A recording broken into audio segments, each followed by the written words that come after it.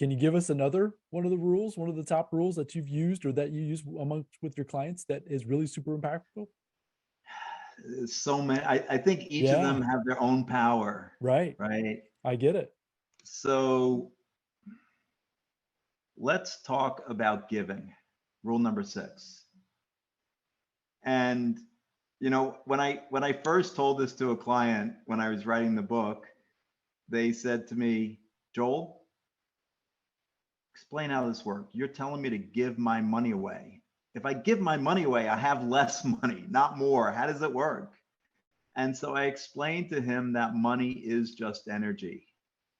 Money is just energy, like the rest of every material thing is just energy. If you get down to it, it's just vibrating atoms, right? There's a lot more space than there is material. But anyway, money is energy.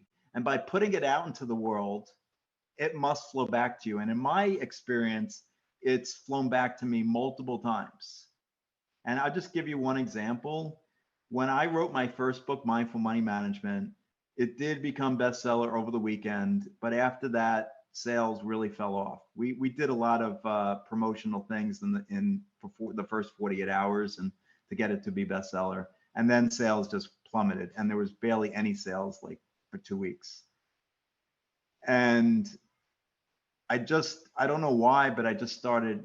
I think I trace it back to Mike Dooley again. So Mike has a story about how when he wrote Infinite Possibilities, he was actually going to give a presentation in front of hundreds, if not thousand people, and he's in Portland, Washington, Portland, Oregon, and he uh, he walked by a woman who was clearly homeless, and she had her head down, very gray hair, reading a book, and he asked his driver to go back to, like, he had walked by this woman and the driver was picking up down the block, and he asked the driver to go back to the hotel room to get a book so he could give it to her.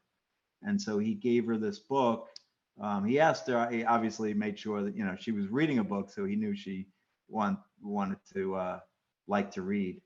But so that the idea came to me to give the book away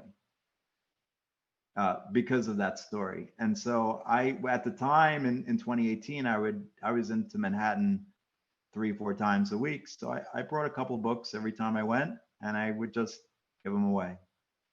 And a funny thing happened. Within 8 weeks, sales skyrocketed. And it was just amazing, the correlation between the giving and I didn't do it because I wanted sales to improve. I did it because I wanted people to get the benefit from what I'd written, and I felt like no one was getting the benefit of all this wisdom that I had accumulated over the 20 plus years of my career. And I'm like, let's just give it away. You're trying to help people this way anyway.